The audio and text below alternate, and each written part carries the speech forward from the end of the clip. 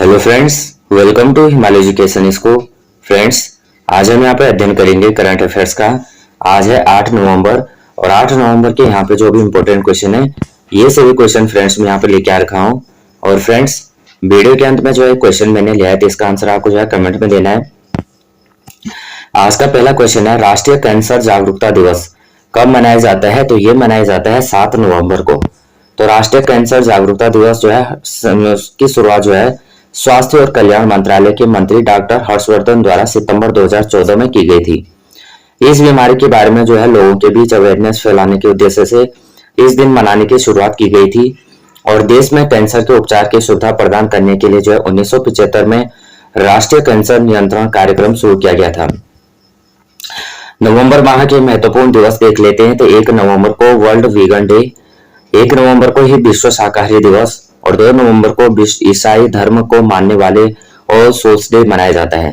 3 नवंबर को विश्व जेलफिश डे दिवस मनाया जाता है और 4 नवंबर को राष्ट्रीय कैंडी दिवस, 5 नवंबर को विश्व सुनामी जागरूकता दिवस और 6 नवंबर को जो है राष्ट्रीय नाचोस दिवस मनाया जाता है। अगला क्वेश्चन है, किस मंत्रालय ने नई दिल्ली में डिजिटल जीवन प्रमाण पत्र अभियान 3.0 का शुभारंभ किया है? तो ये क्या है? कार्मिक लोक शिकायत और पेंशन मंत्रालय। तो कार्मिक लोक शिकायत और पेंशन मंत्रालय राज्य मंत्री डॉक्टर जितेंद्र सिंह ने नई दिल्ली में डिजिटल जीवन प्रमाण पत्र अभियान 3.0 का शुभारंभ किया है। पेंशन और पेंशन भोगी कल्याण विभाग द्वारा चलाया जा रहा है यह अभियान इस महीने की 30 तारीख तक 800 शहरों और जिलों में चलाया जाएगा। इसका लक्ष्य है कि डिजिटल जीवन प्रमाण पत्र को बढ़ावा देना और चेहरा पहचान तकनीकी के माध्यम से पेंशन भोगियों को सशक्त बनाना है। पेंशन प्राप्त करना जारी रखने के लिए पेंशन भोगियों को हर साल जो है जीवन प्रमाण पत्र जमा करना होगा और जीवन प्रमाण पत्र एक आधार आधारित योजना है जिसे 2014 में आसान डिजिटल जीवन प्रमाण पत्र जमा करने के लिए शुरू किया गया था। बैंकों, इंडिया पेमेंट्स बैंक और पेंशन संगठनों के साथ सहयोग सुनिश्चित करता है कि जागरूकता दूर दराज के क्षेत्रों में भी पहुंचे। अगला क्वेश्चन है, तनुश्री पांडे ने चीन के जिंगशान में विश्व सॉफ्ट टेनिस चैंपियनशिप में कौन सा पदक जीता है? ये जीता है रजत पदक। तो भारत की तनुश्री पांडे ने चीन के जिंगशान में विश्व सॉफ्ट टेनिस चैंपियनशिप में रजत पदक जीता है। वह अंडर 21 महिला एकल फाइनल में चीनी ताइपे की चियांग मिन यूसू 3-4 के स्कोर से हार गई हैं। सेमीफाइनल में तनुश्री ने अपने जापानी प्रतिद्वंदी के खिलाफ एक करीबी मैच में 4-3 से जीत हासिल की। उन्होंने क्वार्टर फाइनल में भी एक चीनी खिलाड़ी को 4-3 के समान स्कोर लाइन से हराया है। विश्व यात्रा बाजार WTM 2024 कार्यक्रम का मेजबान कौन सा शहर है? तो राइट आंसर हो जाएगा लंदन। तो भारत के पर्यटन मंत्रालय ने 5 से 7 नवंबर 2024 तक लंदन में आयोजित होने वाले वर्ल्ड ट्रेवल मार्केट में भाग लिया है और ब्रिटेन भारत में आने वाले पर्यटकों का दूसरा सबसे बड़ा स्रोत है, जहां 1.9 मिलियन भारतीय प्रवासी हैं और भारत का पवेलियन भारत की विविध पर्यटन पेशकशों को प्रदर्शित करता है, जिसमें जो है MIC, माइस, महाकुंभ और विभाग पर्यटन शामिल है, जिसमें एक विशेष भारतीय विवाह थीम वाला सेटअप है। और इस कार्यक्रम में राज्य पर्यटन बोर्ड, टूर ऑपरेटर और एयरलाइंस सहित 50 से अधिक हितधारक शामिल होते हैं। चलो इंडिया पहल प्रवासी भारतीयों को भारत को बढ़ावा देने के लिए प्रोत्साहित करती है और इसमें निःशुल्क पर्यटक वीजा जैसे प्रोत्साहन दिए जाते हैं। हाल ही में जो है आगंतुकों के अनुभव को बनाने के लिए जो है अतुल्य भारत कंटेंट हब और डिजिटल पोर्टल यहाँ पे लॉन्च किया गया है। अगला क्वेश्चन है, मिंटमैन II मिसाइल जो खबरों में थी किस देश द्वारा विकसित की गई है? ये की गई है संयुक्त राज्य अमेरिका। चुनाव दिवस पर मतदान समाप्त होने के बाद अमेरिकी सेना मिंटमैन हाइपरसोनिक परमाणु मिसाइल का परीक्षण कर रही है। LGM-3G 30G मिनटमैन थर्ड एक अंतर महाद्वीपीय बैलिस्टिक मिसाइल ICBM है। इस चीज का उपयोग जो है संयुक्त राज्य अमेरिका, US और द्वारा किया जाता है। यह 1970 के दशक में चालू हुआ और यह अमेरिकी परमाणु त्रय का एकमात्र भूमि आधारित घटक है और बोइंग द्वारा डिजाइन किया गया है। यह मूल रूप से 10 साल की सेवा के लिए था, लेकिन इसका आधुनिकीकरण किया गया और यह मिसाइल पहली ऐसी मिसाइल थी जिसमें कई स्वतंत्र रूप से लक्षित पुनः प्रवेश वाहन थे। अमेरिका के पास वर्तमान में अपने शस्त्रागार में लगभग 440 मिनटमैन थर्ड मिसाइलें हैं, जिन्हें 2009 में बदलने की योजना की गई। जिन्हें 2029 में बदलने की यहाँ पे योजना बनाई गई है।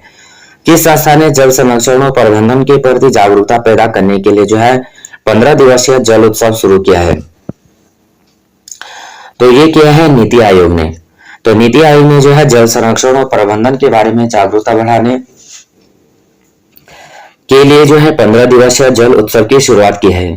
प्रधानमंत्री मोदी के दृष्टिकोण से प्रेरित यह अभियान तीसरे मुख्य सचिवों के सम्मेलन में चर्चा के लिए नदी उत्सव मॉडल का अनुसरण करता है।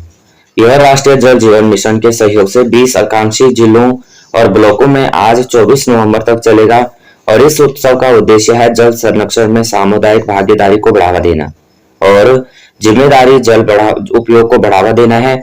स्कूली छात्र जल प्रबंधन गतिविधि में भाग लेने और अपने परिवारों और समुदाय में बदलाव के वाहक बनेंगे। जल बंधन प्रतीकात्मक रूप से लॉन्च को चिन्हित करता है। रिकॉप आईएससी सिंगापुर का कार्यवाही निदेशक इसे नियुक्त किया गया है। ये किया गया है वीडी चाफेकर। महाराष्ट्र का नया पुलिस महानिदेशक किसे नियुक्त किया गया है? ये किया गया है राजीव कुमार को। अब यहाँ पे हम रिवीजन करेंगे। तो भारत में प्रतिवर्ष 7 नवंबर को राष्ट्रीय कैंसर जागरूकता दिवस मनाया जाता है।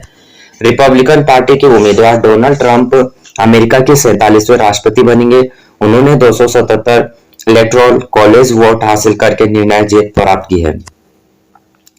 भारत का 55वां अंतर्राष्ट्रीय फिल्म महोत्सव 20 नवंबर से गोवा में शुरू होगा। 9 दिनों तक चलने वाले इस महोत्सव में फिल्म बाजार का 18वां संस्करण भी शामिल होगा, जो कि 24 नवंबर तक चलेगा। केंद्रीय माध्यमिक शिक्षा बोर्ड सीबीएसई ने राजस्थान और दिल्ली के 21 स्कूलों की संबद्धता समाप्त की है। वही बोर्ड ने 6 स्कूलों का दर्जा वरिष्ठ माध्यमिक से घटाकर माध्यमिक भी किया है। डोनाल्ड ट्रंप के उपराष्ट्रपति पद के उम्मीदवार जेडी वेंस की पत्नी ओसा चुलुकर वेंस अमेरिका की पहली भारतीय मूल की सेकेंड लेडी बनेंगी। हाल ही में जर्मनी के चांसलर ओलाफ स्कोल्ज ने वित्त मंत्री क्रिस्टियन लिंडर को पद से हटा दिया है। टेनिस में भारत के दिविज शरण और उसके इजरायली साथी डेनियल कुकिरमैन फिनलैंड के हेलासिंकी और में एचपी ओपन के पुरुष युगल क्वार्टर फाइनल में पहुंच गए हैं। अब क्वार्टर फाइनल में इनका मुकाबला 7 नवंबर इटली के मार्को बार्टोलोटी और फिनलैंड के पैट्रिक निकलास साल्मिनेन की चौथी वरीयता प्राप्त जोड़ी से होगा। इजराइल के प्रधानमंत्री बेंजामिन नेतन्याहू ने रक्षा मंत्री योव गैलेंट को पद से बर्खास्त कर दिया है और अरुणाचल प्रदेश के उप मुख्यमंत्री चोना मिन ने नामसाई से में 15 दिवसीय जल उत्सव अभियान शुरू किया है। दक्षिण पूर्वी एशियाई देश ब्रुनेई में ने चेन्नई में आई पहली सीधी उड़ान का स्वागत एक सांस्कृतिक समारोह के साथ किया। केंद्र सरकार और एशियाई विकास बैंक एडीबी ने 6 नवंबर को उत्तराखंड में जलापूर्ति, स्वच्छता और शहरी सेवाओं को बेहतर बनाने में सहायता के लिए $20 लाख के ऋण पर हस्ताक्षर किए हैं। भारतीय तटरक्षक बल के उप महानिरीक्षक आनंद प्रकाश बड़ोला ने 6 नवंबर को नई दिल्ली के महिपालपुर में डिजिटल तटरक्षक परियोजना के डेटा सेंटर की आधारशिला रखी है। मध्य प्रदेश में राज्य सरकार की नौकरियों में महिलाओं के लिए आरक्षण 33% से बढ़ाकर 35% कर दिया गया है। आज का प्रश्न है फ्रेंड्स, तनुश्री पांडे ने चीन के जिंगशान में विश्व सॉफ्ट टेनिस चैंपियनशिप में कौन सा पदक जीता है? इसका आंसर आपको फ्रेंड्स कमेंट में देना है। फ्रेंड्स, ये वीडियो आपको थोड़ा भी हेल्पफुल लगती है तो प्लीज वीडियो को लाइक, शेयर और सब्सक्राइब कर देना। बेल आइकन को प्रेस करना। जय हिंद, जय भारत।